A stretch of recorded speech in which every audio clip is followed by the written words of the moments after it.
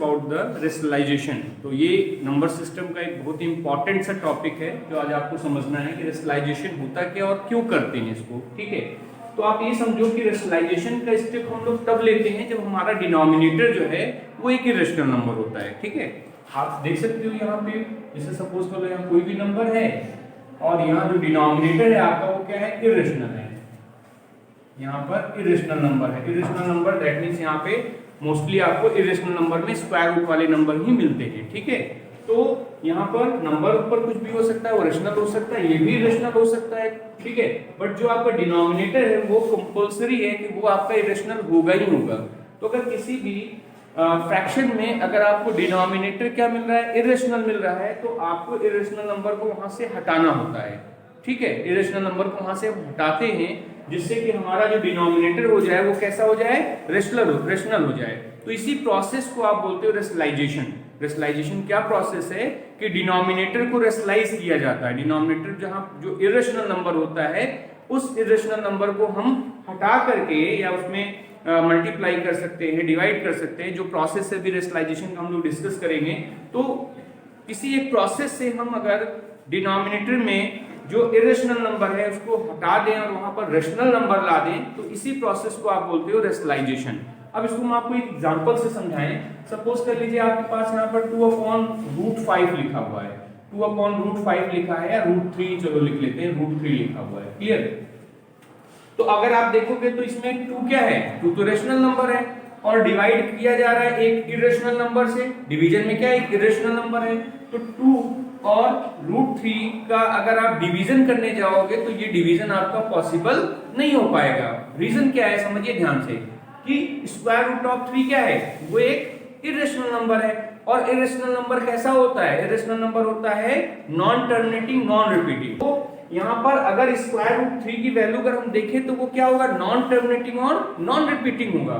तो एक ऐसे नंबर से हम डिवीजन कैसे कर सकते हैं जिसकी वैल्यू हम बता ही नहीं सकते। आप समझिए बात को, जिसकी वैल्यू हम बता ही नहीं सकते हैं कि ये है क्या एग्जैक्ट में, जो कि नॉन टर्मिनेटिंग और नॉन रिपीटिंग होने की वजह से आप उसकी वैल्यू रेशनल फॉर्म में ला ही नहीं सकते हो √3 की वैल्यू।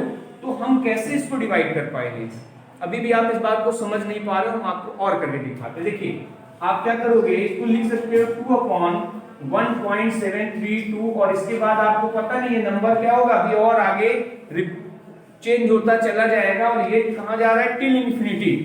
अनकाउंटेबल नंबर है, इसके डेसिमल के बाद जो नंबर्स लिखे जा रहे हैं वो अनकाउंटेबल हैं। तो जब आपको यही नहीं पता कि नंबर एग्जैक्ट में आएगा क्या, ये नंबर है क्या, तो आप कैसे 2 से डिवाइड कर सकते हो, जो कि पॉसिबल नहीं हो पाएगा। तो डिवीजन करने के लिए आपको एक प्रॉपर नंबर होना चाहिए, तभी आप उसको डिवाइड, उस नंबर से डिवाइड कर पाओगे। क्लियर हो रहा होगा?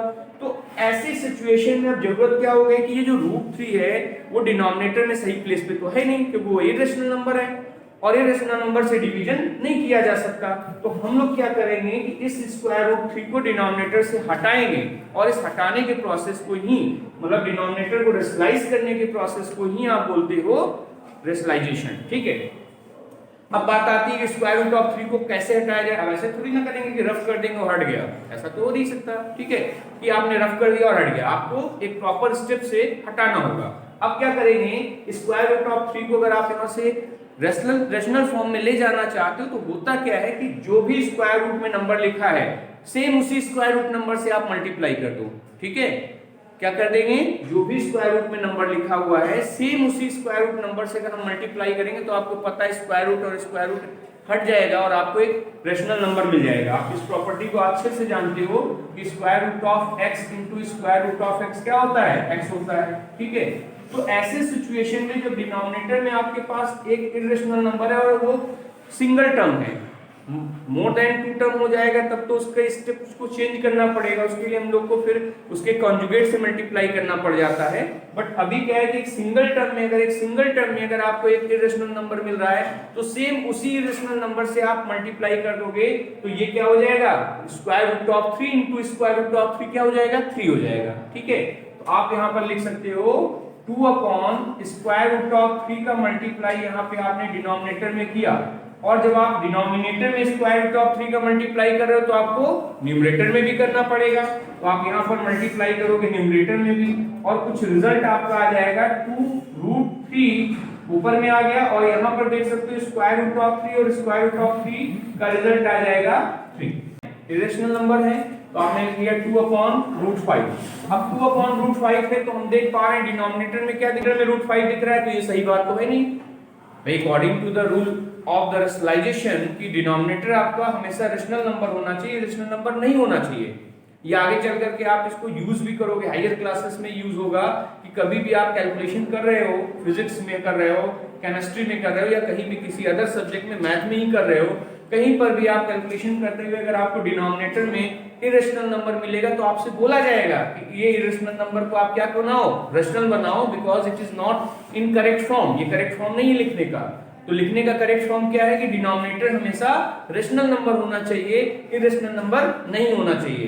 तो आप क्या करोगे, इस स्क्वायर रूट ऑफ 5 को हटाना चाहोगे, और इसके लिए आपको करना क्या है, एक सिंपल सा स्टेप लेना है कि आप स्क्वायर रूट ऑफ 5 से न्यूमरेटर में भी और स्क्वायर रूट ऑफ 5 से डिनोमिनेटर में भी मल्टीप्लाई कर दो।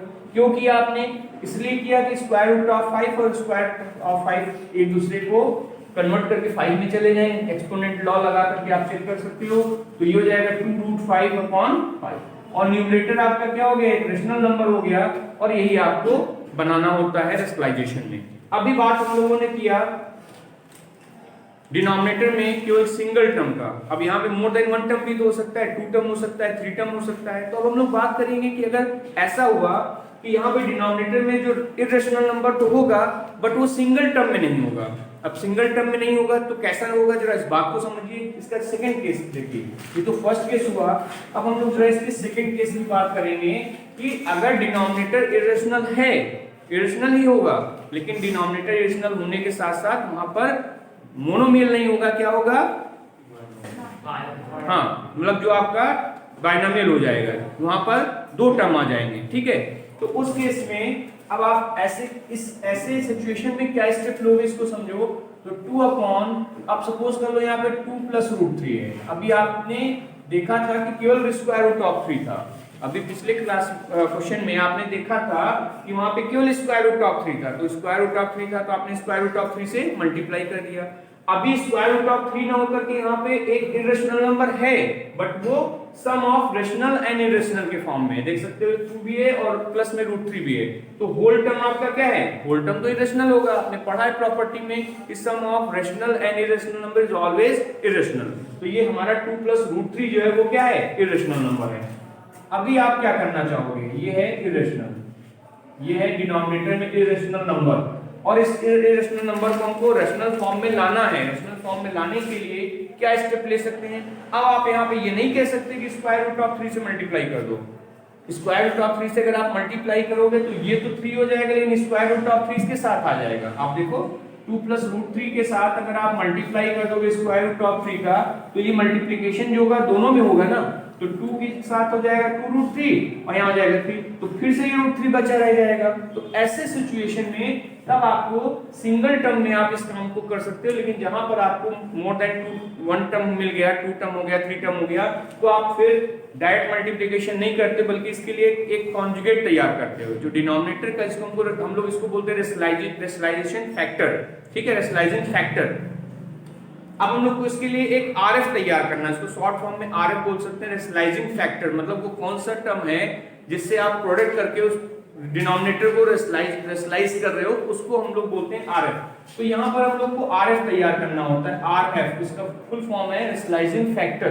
तो हम लोग क्या करते हैं ना, जो डिनोमिनेटर में आपको नंबर मिल रहा है, जो इरेशनल नंबर मिल रहा है, उसके साइन पे देखो, साइन को देखो क्या है। जो 2 टर्म्स हैं, 2 है और √3 है, इसके बीच में साइन क्या है, प्लस का साइन है। तो अब हम इसके साइन को चेंज कर देंगे, साइन को क्या कर देंगे, अपोजिट कर देंगे। अगर प्लस है तो क्या कर लेंगे, माइनस, ठीक है। ये आपको हर बार करना है। रेशनलाइजिंग फैक्टर फाइंड करने का यही रूल है कि डिनोमिनेटर में जो 2 टर्म, अच्छा ये रेशनलाइजिंग फैक्टर आप कब लगाते हो, जब आपके पास 2 टर्म आएंगे। 1 टर्म में तो सीधा सीधा मल्टीप्लाई ही कर दिया आपने। तो अभी आप देखो 2 + √3 है, तो इसको आप क्या लिख लेते हो, 2 - √3। अब आपको इस फ्रैक्शन में मल्टीप्लाई करना है 2 माइनस रूट 3 से। क्यों करना है ये भी बात समझ लीजिए। जब भी आपके पास डिनोमिनेटर में a प्लस बी का फॉर्मेट होगा, ये देख सकते हो a प्लस बी का फॉर्मेट है, तो आप a माइनस बी के फॉर्मेट से मल्टीप्लाई करते हो। क्यों करते हो कि यहाँ पर अलजेब्रा का एक फॉर्मूला है जो कि आप यूज कर लेते हो, और वो है a प्लस बी और a माइनस बी का प्रोडक्ट हमेशा लिखा जा सकता है a square minus b square. इस फॉर्मूले को यूज करने के लिए आप ऐसा करते हो कि 2 प्लस रूट 3 है तो आप 2 माइनस रूट 3 से मल्टीप्लाई करते हो, जिससे ये फॉर्मूला का फॉर्मेशन हो और आप इसको लिख सको। जब आप a square minus b square लिखोगे, इन दोनों के स्क्वायर होगा तो रूट हट जाएगा डिनोमिनेटर से जो रूट, तो वहां पर जो बचेगा वो क्या हो जाएगा, रेशनल फॉर्म हो जाएगा। हम आपको करके दिखाते हैं होने क्या वाला है इसमें। देखो 2 अपॉन 2 प्लस रूट 3, अभी आपने देखा इसका जो रेशनलाइजिंग फैक्टर है वो क्या है 2 माइनस रूट 3।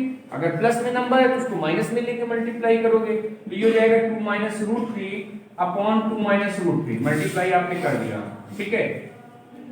अब न्यूमरेटर में तो प्रोडक्ट करने का कोई सेंस नहीं है, आप ऐसे ही बस लिख दो 2 माइनस रूट 3। आप प्रोडक्ट करना चाहो तो अंदर प्रोडक्ट भी कर सकते हो, बट उससे कोई बेनिफिट नहीं मिलेगा, तो 2 को बाहर रहने दो। अपॉन में अब ध्यान दो, जो जहां पे आप रेशनलाइजेशन के स्टेप को फॉलो कर रहे हो कि डिनोमिनेटर आपका रेशनल फॉर्म आ जाए, यहाँ पे आप देखोगे तो ये 2 प्लस रूट 3 है और ये क्या है 2 माइनस रूट 3 है। तो आप देख सकते हो a प्लस बी और a माइनस बी का प्रोडक्ट क्या होता है, a square minus b square होता है। तो अगर हम इस a 2 प्लस रूट 3 और 2 माइनस रूट 3 पर इस फॉर्मूले को अप्लाई करेंगे तो क्या आएगा, ये आ जाएगा 2 का स्क्वायर और माइनस रूट 3 का स्क्वायर। कुछ ऐसे लिखा जाएगा ना, ऐसे ही, ठीक है। न्यूमरेटर में आप कोई चेंज नहीं करते हो, आप न्यूमरेटर को ऐसे चीज लिखते जाते हो। अब जरा डिनोमिनेटर को हम ध्यान से देखें तो ये क्या हो गया 4 और ये क्या हो जाएगा 3, ठीक है। ये हो जाएगा 4 माइनस 3 और इसका रिजल्ट आ जाएगा 1। तो फाइनली आपके पास क्या बचा 2 और 2 माइनस रूट 3। और डिनोमिनेटर में अगर लिखना चाहो तो 1 लिख सकते हो, लेकिन डिनोमिनेटर में 1 लिखा नहीं जाता है। तो आपने ये देखा कि डिनोमिनेटर क्या हो गया, रेशनल फॉर्म में आ गया। यही तो आपको करना था, डिनोमिनेटर को क्या करना था, रेशनलाइज करना था। वहां पर जो इरेशनल नंबर है उसको रेशनल फॉर्म में कन्वर्ट करना था, आपने कर लिया। न्यूमरेटर में अगर इरेशनल नंबर है तो नो प्रॉब्लम, वो एक्सेप्टेड है, वो सही फॉर्मेट है लिखने का। बट डिनोमिनेटर में कभी भी स्क्वायर रूट में नंबर नहीं होने चाहिए, मींस इरेशनल नंबर नहीं होने चाहिए। और इसी इरेशनल नंबर को रेशनल फॉर्म में कन्वर्ट करने के प्रोसेस को ही आप बोलते हो रेशनलाइजेशन। क्लियर हो गया होगा सभी को। तो अब हम लोग एक्सरसाइज में चलेंगे और ढेर सारे क्वेश्चन हैं जिनको हम लोग इरेशनल से उसके डिनोमिनेटर को इरेशनल से रेशनल फॉर्म में कन्वर्ट करेंगे। चलिए क्वेश्चन नंबर 1 एक्सरसाइज 1F से लेते हैं। एक्सरसाइज 1F ये आर एस अग्रवाल बुक का एक्सरसाइज 1F है और वहां से क्वेश्चन हम लोग ले रहे हैं। तो क्वेश्चन नंबर 1 में देखिए बोल रहा है right the rationalising factor of the denominator.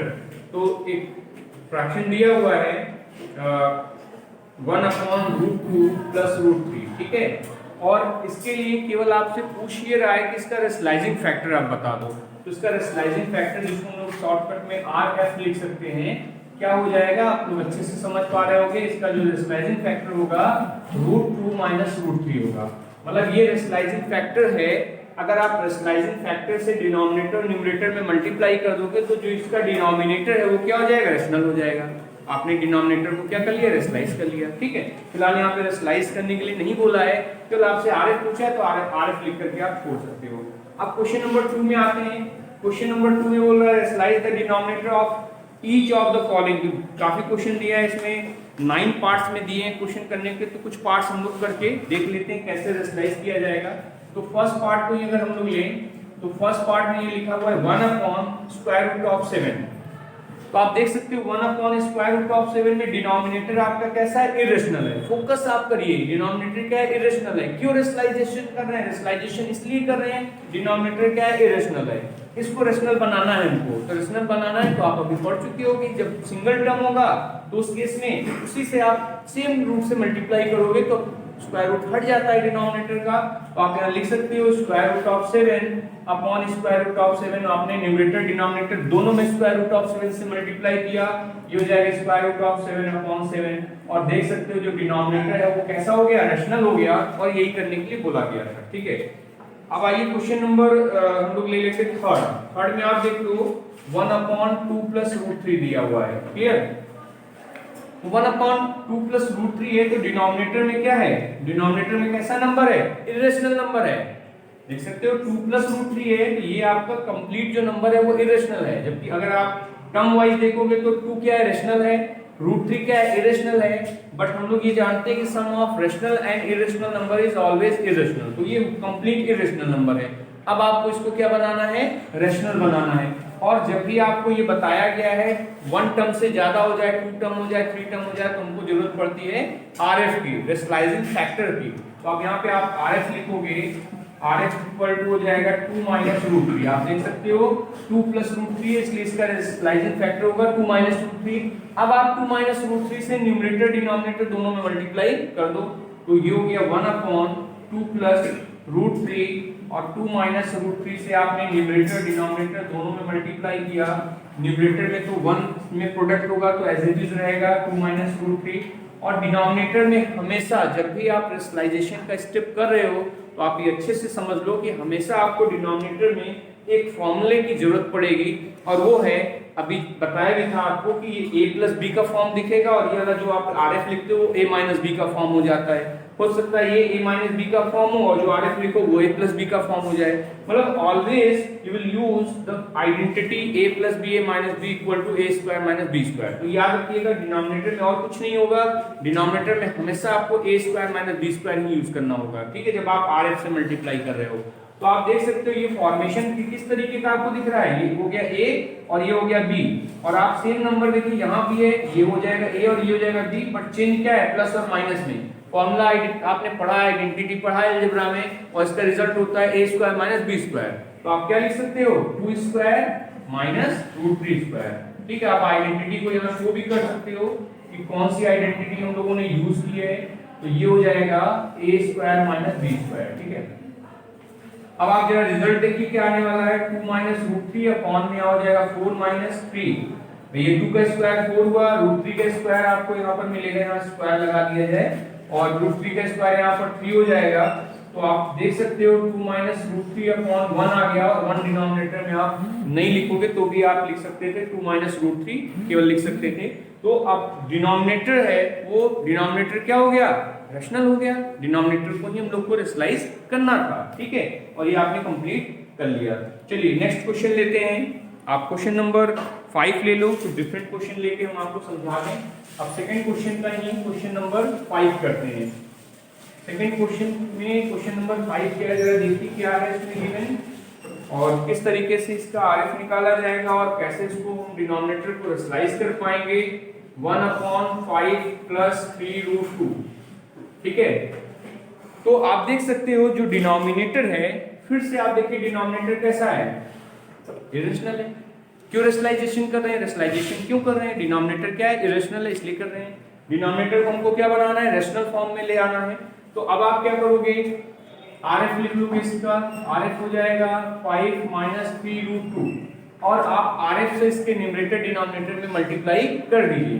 तो नेक्स्ट स्टेप हो जाएगा 1/5 प्लस 3 रूट 2, और multiply by 5 minus 3 root 2 upon 5 plus 3 root 2।